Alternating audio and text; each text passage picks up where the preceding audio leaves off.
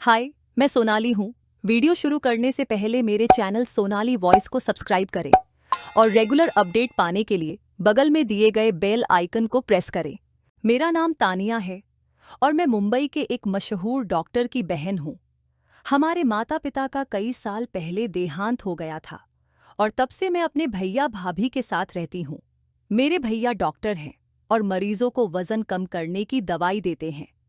अजीब बात यह है कि जो लोग भैया से दवाई लेकर जाते थे, अगले ही दिन पतले दिखाई देते थे। मैं खुद भी मोटी थी और बार बार भैया से उस दवाई को मांगती थी, लेकिन वे हर बार मना कर देते थे। मेरे मोटापे की वजह से मेरी शादी नहीं हो पा रही थी। लोग मुझे देखकर रिश्ते से इनकार कर देते थे। एक दिन मैंने ठान लिया और भेष बदलकर भैया के क्लिनिक पहुंच गई और किसी तरह मोटापा घटाने की दवाई लेकर आ गई। जैसे ही मैंने वो दवाई खाई, मेरे साथ कुछ ऐसा हुआ जिसे देखकर मेरे पैरों तले जमीन खिसक गई। मेरे भैया और भाभी हमेशा से मेरा ख्याल रखते थे। मेरी एक छोटी बहन भी थी जो बेहद खूबसूरत और मॉडल जैसी दिखती थी। मैं पढ़ी लिखी और इंटेलिजेंट थी। भैया ने मेरी ग्रेजुएशन भी पूरी करवाई थी, लेकिन बचपन से ही मैं मोटी थी और इसी वजह से लोग मेरे काबिलियत के बावजूद मुझे स्वीकार नहीं कर पाते थे। मेरा वजन 25 साल की उम्र में ही 85 किलो तक पहुंच गया था। पतली लड़कियों को देखकर मुझे बहुत जलन होती थी, खासकर मेरी छोटी बहन को देखकर। वह बहुत खूबसूरत और पतली थी। मैंने कंप्यूटर का कोर्स भी किया हुआ था। मेरी माँ के ना होने के बावजूद मैं घर के सभी काम जानती थी, लेकिन बस पतली होना मेरी सबसे बड़ी चाहत बन गई थी। मैंने हर संभव कोशिश की, डाइटिंग की, परहेज का खाना खाया, जिम भी किया, लेकिन वजन में ज्यादा फर्क नहीं पड़ता था। जिम और डाइटिंग के बावजूद सिर्फ 4-5 किलो ही कम हो पाता था और फिर से वजन वही का वही हो जाता था। हर कोई मुझे मोटी कहकर चिढ़ाता और मेरे रिश्ते नहीं लग पाते थे। अगर कभी मेरे परिवार में कोई मेरी तारीफ करता, तो साथ में ये भी जोड़ दिया जाता कि बस लड़की थोड़ी पतली होती तो बेहतर लगती। पतली लड़कियों पर कपड़े अच्छे लगते हैं और वे अपने मनपसंद के कपड़े पहन सकती हैं, लेकिन मैं दूसरों को देखकर बस अपना दिल मारती रहती थी। लोग मेरे ऊपर बुरे बुरे कमेंट करते थे और मुझे उनकी बातें बहुत बुरी लगती थीं। मैं चुपचाप सब सहन कर लेती थी, क्योंकि मेरे पास और कोई रास्ता नहीं था। हर तरह से वजन कम करने की कोशिश की। अखबारों में वजन घटाने वाले विज्ञापनों पर ध्यान देती थी, लेकिन कुछ असर नहीं होता था। मेरी दादी कहती थीं कि मैं बचपन से ही हेल्दी हूँ, इसलिए मुझ पर कोई दवाई काम नहीं करेगी। मेरे पूरे परिवार में मुझ जैसा मोटा कोई नहीं था। मेरे मम्मी पापा भी पतले थे और भैया भी ज्यादा मोटे नहीं थे। मेरी किस्मत में आखिर क्या लिखा था, ये मैं समझ नहीं पा रही थी। मेरी छोटी बहन, जो मुझसे 5 साल छोटी थी, बहुत खूबसूरत थी। हम दोनों एक ही स्कूल और कॉलेज में पढ़ते थे और लोग हमें देखकर मजाक बनाते थे। मेरी बहन को अपने पतले होने पर बहुत घमंड था और मैंने भैया से कहा था कि मेरा एडमिशन उसी कॉलेज में मत कराना जहां मेरी बहन का हुआ है। लेकिन भैया ने हमें एक ही कॉलेज में एडमिशन दिला दिया। भैया का कहना था कि वे हम दोनों बहनों को एक साथ संभाल सकते हैं। कॉलेज में भी लोग मेरी बहन की तारीफ करते और मुझे ताने मारते। सभी कहते, तुम्हारी बहन बहुत खूबसूरत है, लगता ही नहीं कि वो तुम्हारी बहन है। कॉलेज के सभी लड़के लड़कियां उसके फैन थे। मेरी बहन पतली और खूबसूरत थी, इसमें कोई शक नहीं था, लेकिन उसके पतलेपन और खूबसूरती का उसे घमंड भी था। वह अक्सर मेरे मोटापे का मजाक उड़ाती और कहती, तुम्हारे इतने मोटे होने की वजह से तुम्हारा कुछ नहीं हो सकता, क्योंकि तुम किसी भी तरह से लड़की नहीं लगती, बल्कि मोटी और भद्दी सी लगती हो। उसकी बातें मुझे बहुत बुरी लगती थीं और मुझे हमेशा यही लगता था कि वह मुझे नीचा दिखाने का मौका ढूंढती है। मुझे उसकी संगत अच्छी नहीं लगती थी और मैं घर में भी उससे दूर दूर रहती थी। उसकी हर बात मेरे दिल को चोट पहुंचाती थी और मुझे अपने मोटापे की वजह से उससे जलन भी होती थी। मुझे हर पतली लड़की से नफरत थी और सबसे ज्यादा नफरत मुझे अपनी बहन से थी, जो अपने पतलेपन पर बहुत घमंड करती थी। मुझे पढ़ाई में बहुत तेज होने के बावजूद लोग हमेशा मेरे मोटापे को लेकर मेरी आलोचना करते थे। मैं खुद को दिलासा देती थी कि एक दिन सब ठीक हो जाएगा और मैं भी पतली बनकर अपने सारे सपने पूरे करूंगी। लेकिन लोग कभी मेरी काबिलियत को नहीं देखते थे, बस मेरे मोटापे पर ही बात करते थे।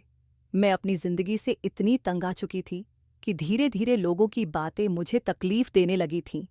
मेरी बहन का व्यवहार भी मेरे प्रति अच्छा नहीं था, इसलिए मैं उससे हमेशा गुस्से में रहती थी। फिर भी वह कभी मेरी बात का बुरा नहीं मानती थी। उल्टा, जितना मैं उसे चिढ़ाती उतना ही वह मुझे और तंग करती थी। शायद बहनों का यही रिश्ता होता है। लेकिन अगर यही बहनों का प्यार है, तो फिर मेरी बहन क्यों मुझे मेरी कमजोरी को लेकर हर समय ताने मारती थी? वह मुझे हमेशा नीचा दिखाने में लगी रहती थी। इसी तरह से दिन गुजर रहे थे। लेकिन एक दिन मेरे लिए खास था। मेरी भाभी ने पंडित जी को बुलाया था ताकि वे मेरे लिए एक अच्छा रिश्ता ढूंढ सकें। मैंने भाभी से साफ साफ कह दिया था कि मुझे किसी अमीर घर में शादी करनी है, और भाभी ने ये बात पंडित जी को भी बता दी थी। मेरी शादी के लिए कोई रिश्ता नहीं आ रहा था, इसलिए भाभी ने तय किया कि अगर जरूरत पड़ी तो वे लड़के वालों को 5 लाख रुपए भी दहेज में देंगी। भाभी ने मुझे समझाया कि अब मुझे किसी भी तरह अपना वजन कम करने की कोशिश करनी होगी ताकि मेरे लिए कोई अच्छा रिश्ता मिल सके। मैंने सोचा कि भाभी सही कह रही हैं और मैंने वजन कम करने का पक्का इरादा कर लिया। मेरे पड़ोस में श्रद्धा भाभी रहती थीं, जो हाल ही में वहां शिफ्ट हुई थीं। उनके पति और एक जवान बेटा भी था। मेरी भाभी और दादी से उनकी अच्छी दोस्ती हो गई थी, इसलिए उनका हमारे घर आना जाना लगा रहता था। उनके बेटे के लिए वे रिश्ता देख रही थीं और वह लड़का बहुत स्मार्ट भी था। मैंने सोचा कि अगर किसी तरह श्रद्धा भाभी मुझे अपने बेटे के लिए पसंद कर लें तो मेरी जिंदगी संवर जाएगी। मैं शाम को श्रद्धा भाभी के घर गई। वहां पहुंचकर मैंने उनसे दोस्ती बढ़ाने की कोशिश की।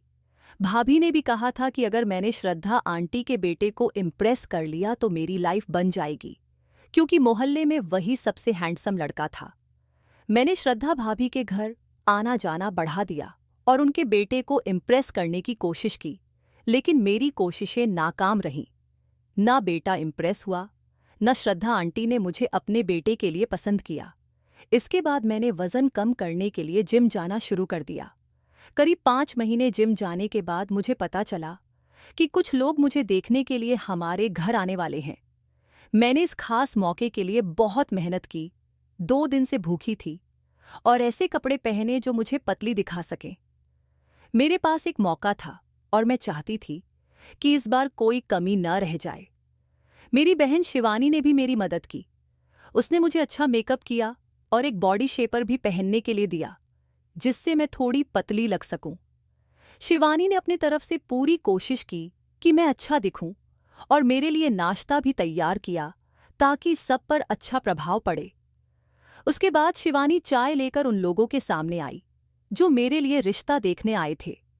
यही एक गलती थी जो उसे नहीं करनी चाहिए थी। शिवानी को देखते ही उन्होंने मुझ पर ध्यान देने के बजाय शिवानी को पसंद कर लिया, जबकि वह साधारण कपड़े पहने हुए थी और बिना मेकअप के थी, जबकि मैं अच्छे कपड़ों में थी और मेकअप भी किया हुआ था। फिर भी उन लोगों ने मुझे रिजेक्ट कर दिया और भाभी से शिवानी के लिए रिश्ता जोड़ने की बात की। भाभी को यह बात बहुत बुरी लगी और उन्होंने उन लोगों को डांटकर साफ साफ कह दिया कि पहले हम बड़ी बहन की शादी करेंगे, उसके बाद ही छोटी बहन के बारे में सोचेंगे। इस पर लड़के वालों को घर से बाहर निकाल दिया। मुझे इस बार बहुत दुख हुआ।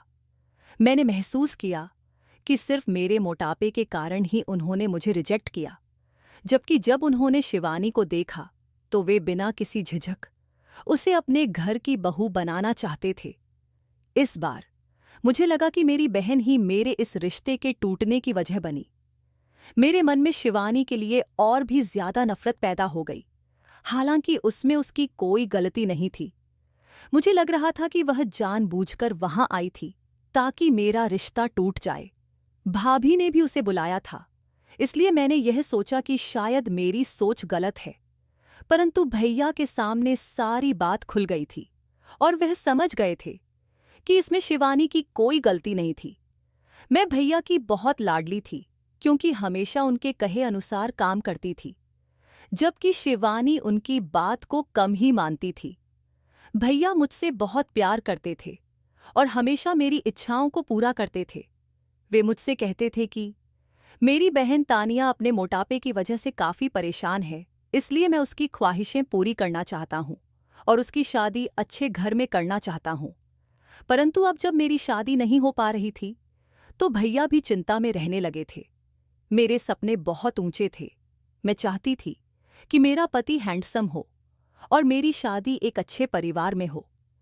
समय गुजरता गया और उस घटना के बाद हमारे घर कोई रिश्ता नहीं आया। मुझे लगा कि शायद सब लोग उस बात को भूल गए होंगे, पर एक दिन हमारे पड़ोस में एक लड़की की शादी थी। मैं उस शादी में नहीं जाना चाहती थी क्योंकि मुझे लोगों के ताने सुनने से डर लगता था। भैया ने मुझे बहुत मनाया तो मैंने जाने का फैसला किया। भाभी ने मुझसे कहा, चलो इसी बहाने तुम मेरी बेटी का भी ख्याल रख लेना और क्या पता तुम्हारे लिए भी कोई अच्छा रिश्ता मिल जाए। यह सुनकर मैंने शादी में जाने का मन बना लिया, लेकिन वहां पहुंचकर मुझे एहसास हुआ कि मैंने बहुत बड़ी गलती की। शादी में मैंने सुना कि लोग मेरे बारे में बातें कर रहे थे। मुझे इस बात से बहुत तकलीफ हुई। मोहल्ले में सबको पता चल गया था कि मेरे रिश्ते टूटने की वजह मेरी बहन है। हालांकि लोगों की बातें सुनकर मुझे और भी बुरा लगा। बिना कुछ कहे मैं सीधे शादी से घर वापस आ गई और भैया भाभी को बताए बिना ही वहां से निकल गई। घर आकर मैं बहुत रोई। मुझे ऐसा लगा कि मेरी बहन जानबूझकर मेरी इंसल्ट करवा रही है। ऐसा महसूस हो रहा था जैसे वह हर जगह मेरा मजाक उड़ाने की कोशिश कर रही हो। मेरी नफरत अब हद से ज्यादा बढ़ गई थी। मुझे लगता था कि मेरी बहन मेरी दुश्मन है क्योंकि वह बार बार मुझे नीचा दिखाने की कोशिश करती थी।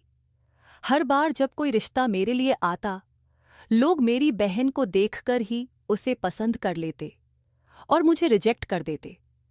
मेरी नफरत अपनी बहन के प्रति बढ़ती जा रही थी क्योंकि वह हमेशा मुझे शर्मिंदा कर देती थी। मुझे हमेशा अपनी बहन की नीयत पर शक रहता था। मैं उसे अपना सबसे बड़ा दुश्मन समझने लगी थी। हम दोनों बहनें एक दूसरे से हमेशा लड़ती झगड़ती रहती थीं। इसी गुस्से में मैंने अपनी एक फ्रेंड पर भी नाराजगी उतार दी थी। जब भी मैं उसे अपनी परेशानी बताती तो वह कहती कि तुम्हारी बहन बहुत सुंदर और पतली है। मेरी इस फ्रेंड ने तो हमारे पड़ोस की श्रद्धा आंटी के बेटे के लिए भी शिवानी का रिश्ता सुझा दिया। इस बात से मुझे और गुस्सा आने लगा क्योंकि मेरी फ्रेंड भी मेरी बजाय मेरी बहन की तारीफ कर रही थी। मुझे यह बात बर्दाश्त नहीं होती थी कि लोग पतले लोगों की तारीफ करें। मुझे यह महसूस होने लगा कि मेरी खुद की फ्रेंड भी मुझे नीचा दिखाना चाहती है। सबको यही लगता था कि मैं मोटी हूं, लेकिन इसमें मेरी क्या गलती थी? मैं खुद भी मोटी नहीं होना चाहती थी। अब जब मैं मोटी हो गई थी तो ऐसा लगने लगा कि मुझे इसकी सजा मिल रही है। गुस्से में मैं अपनी फ्रेंड के घर से निकलकर सीधे घर आई और सारी बातें अपने भाई और भाभी को बताईं। मैंने कहा, अगर मेरी बहन पतली है तो इसमें मेरी क्या गलती है, और अगर मैं मोटी हूं तो इसमें भी मेरी कोई गलती नहीं है। लोग मुझे क्यों रिजेक्ट कर देते हैं? मेरी बातें सुनकर भैया कुछ देर खामोश रहे। फिर मैंने उनसे कहा, भैया आप कुछ भी करके मुझे पतला कर दीजिए। अगर मैं पतली नहीं हो सकती तो काश सभी लड़कियां मेरी तरह मोटी हो जाएं, ताकि कोई मुझे ताने न मारे।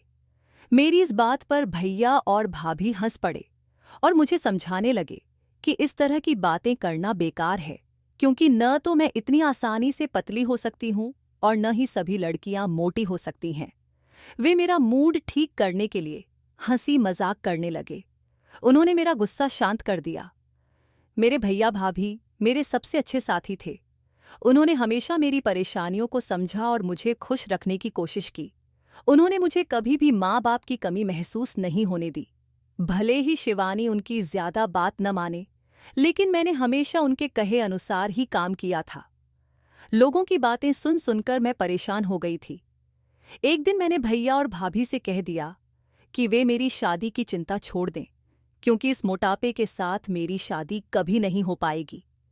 मेरी इस बात पर पहले तो भैया ने मुझे डांटा, लेकिन भाभी ने उन्हें समझाया और वे शांत हो गए। फिर भी इस तरह की बातें करके मैं भी बहुत उदास हो गई थी। मेरे भैया, जो मेरी हर परेशानी को दूर करने की कोशिश करते थे, मेरी इस परेशानी का हल नहीं ढूंढ पा रहे थे। अब मैंने लोगों के बीच आना बंद कर दिया था, ताकि कोई मुझे मोटापे को लेकर ताने न मारे। मैं यही सोचती थी कि शायद मेरी किस्मत में शादी नहीं है, इसलिए कोई अच्छा रिश्ता नहीं आता।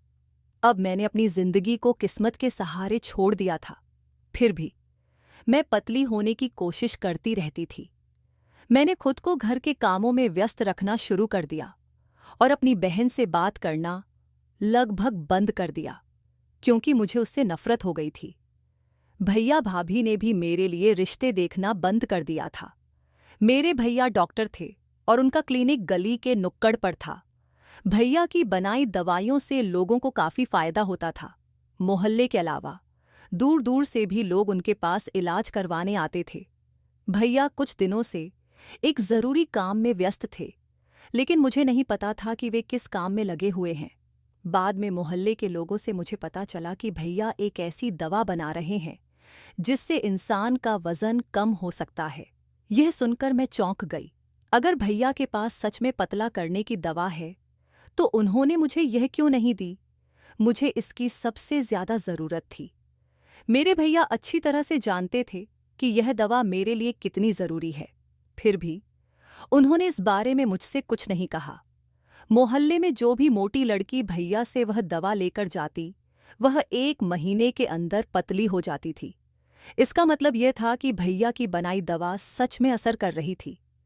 मेरे मन में सिर्फ एक ही सवाल घूम रहा था कि आखिर भैया ने मुझे वो दवाई क्यों नहीं दी।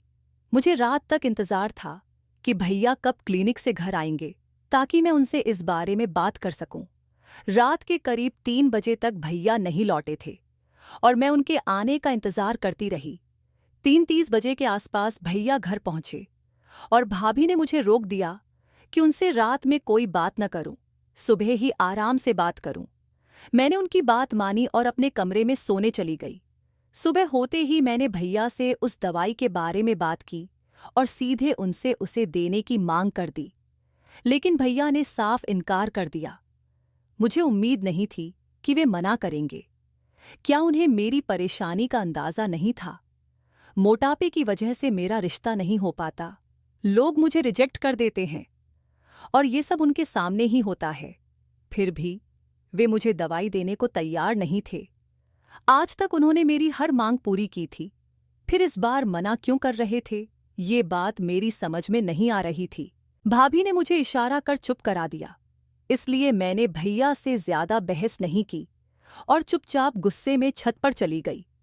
मैं सोचने लगी कि आखिर भैया ऐसा कैसे कर सकते हैं। अगर वे जानते हैं कि ये दवाई सच में मोटा इंसान पतला कर देती है, तो मुझे ये चाहिए ही चाहिए थी। अब मैंने सोच लिया कि मैं यह दवाई किसी भी तरह हासिल करके ही रहूंगी। बस यही सोचते सोचते मैंने एक योजना बनाई। मैंने भाभी से कॉलेज जाने की इजाज़त ली और अपनी एक फ्रेंड के घर जाकर उनका भेस बदल लिया। मैंने उनकी मम्मी की साड़ी पहनी, लंबा घूंघट लिया और सीधा भैया के क्लिनिक पर जा पहुंची। भैया ने मुझे पहचाना नहीं और मैंने उनसे वो दवाई खरीद ली। दवाई मिलते ही मेरी खुशी का ठिकाना नहीं रहा। मुझे लग रहा था जैसे मेरी सारी परेशानियां खत्म हो जाएंगी और मैं पतली हो जाऊंगी। घर आकर मैंने दवाई को पर्स में छुपा दिया ताकि किसी की नज़र न पड़े। भैया ने खाने का तरीका भी बताया था, दिन में 2 बार, और ये कोर्स 30 दिन का था। 15 दिन दवाई लेने के बाद 15 दिन वजन घटने का इंतजार करना था। मैंने 15 दिन तक चोरी छिपे दवाई खाई, हर खाने के बाद। अब मैं पूरे 30 दिन के बाद का इंतजार कर रही थी ताकि अपने सारे सपने पूरे कर सकूं। 15 दिन की दवाई खत्म होने के बाद मैं हर दिन खुद को शीशे में देखती। धीरे धीरे मुझ में बदलाव आने लगा। मुझे खुद पर यकीन नहीं हो रहा था कि ये मैं ही हूं। अब वो वक्त आ गया था जब मुझे सबके सामने खुद को साबित करना था। पतली होने के बाद मैं इतनी खूबसूरत लग रही थी कि अब मेरी बहन शिवानी भी मुझसे कम नजर आ रही थी। मेरा वजन अब 50 किलो हो गया था, जबकि पहले ये 85 किलो था। मुझे यकीन ही नहीं हो रहा था कि 1 महीने में इतना वजन कम हो सकता है। खुद को देखकर मुझे बहुत खुशी महसूस हो रही थी। अब मैंने तय किया कि कमरे से बाहर निकलूंगी। पूरे 1 महीने से मैं ज्यादातर समय कमरे में ही बिताती थी, कहीं बाहर जाने से बच रही थी। मैंने अपनी पसंदीदा जीन्स और टॉप निकाली, जिसे पहनने का सपना देखा था। पहले मेरा वजन ज्यादा होने के कारण जीन्स टॉप मुझे नहीं आता था और अच्छा भी नहीं लगता था। लेकिन आज जब मैंने इसे पहना तो मुझे वो पूरी तरह से फिट हो गया और खुद को देखकर मैं बहुत खुश थी। शीशे में खुद को देखकर ऐसा लग रहा था जैसे मैं कोई मॉडल हूं। फिर भाभी मेरे कमरे में आईं और मुझे जीन्स टॉप में देखकर वे भी हैरान रह गईं। मैं जानती थी कि भैया भी अब मुझे देखकर चौंक जाएंगे, क्योंकि पूरे 1 महीने से मैं उनके सामने नहीं आई थी। हालांकि मुझे इस बात की ज्यादा परवाह नहीं थी, क्योंकि अगर वे मुझे इस तरह पतला देखकर खुश हो जाते तो मुझे और अच्छा लगता। भैया हमेशा मेरी खुशियों में खुश होते थे। थोड़ा मेकअप करके मैंने खुद को और भी खूबसूरत बना लिया और अपने कमरे से बाहर चली गई। बाहर जाकर देखा तो भैया और भाभी आपस में बातें कर रहे थे। भाभी पहले ही उन्हें मेरे बारे में बता चुकी थीं। जब भैया ने मुझे देखा तो वे चौंक कर खड़े हो गए। उनके चेहरे पर एक अजीब सा डर नजर आ रहा था, जो मैंने पहले कभी नहीं देखा था। भैया ने मुझसे डरते हुए पूछा, तानिया, क्या तुमने मेरी दवाई का इस्तेमाल किया है? एक पल के लिए तो सोचा कि झूठ बोल दूं, लेकिन फिर मैंने सच कह ही दिया कि यह सब उनकी बनाई दवाई का ही असर है। इस पर भैया को बहुत गुस्सा आया और वे चुपचाप सोफे पर बैठ गए, जैसे वे किसी बड़ी चिंता में हों। मुझे समझ नहीं आ रहा था कि वे इतना परेशान क्यों हो रहे हैं। आखिरकार मैंने सिर्फ वजन घटाने की दवाई ही तो ली थी, जिसे कई महिलाएं और लड़कियां भैया से खरीदती थीं। भाभी ने भी उनसे पूछा कि वे इतनी टेंशन क्यों ले रहे हैं। तो भैया ने मेरी ओर देखकर पूछा कि मुझे वो दवाई आखिर कहाँ से मिली। मैंने सच सच बता दिया कि मैंने भेष बदलकर उनकी दुकान से दवाई खरीदी थी। मेरी बात सुनकर भैया की आंखों में आंसू आ गए और वे बोले, तानिया, तुमने ये क्या कर दिया? भैया को आज इतने परेशान पहले कभी नहीं देखा था। मुझे भी घबराहट होने लगी कि शायद मुझसे कोई गलती हो गई है। भाभी ने भैया को शांत करने की कोशिश की और उनसे परेशानी का कारण पूछा, तो भैया ने बताया कि यह कोई मामूली बात नहीं थी। वे दवाई को मुझ पर आजमाना नहीं चाहते थे, क्योंकि वो पूरी तरह से सुरक्षित नहीं थी। दरअसल भैया मेरी तकलीफ को देखकर मेरा मोटापा दूर करना चाहते थे, लेकिन वे चाहते थे कि पहले वे इस दवाई को औरतों पर टेस्ट करके उसकी सुरक्षा सुनिश्चित कर लें।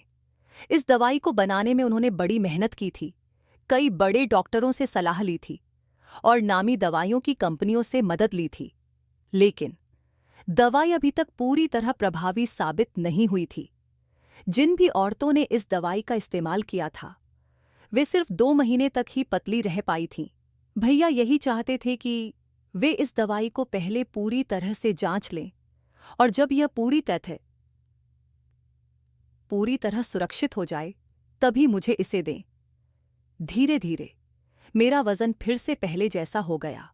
अब जब मैंने खुद उस दवाई का इस्तेमाल कर लिया था तो इसका असर क्या होगा, इस पर भैया भी कुछ नहीं कह सकते थे।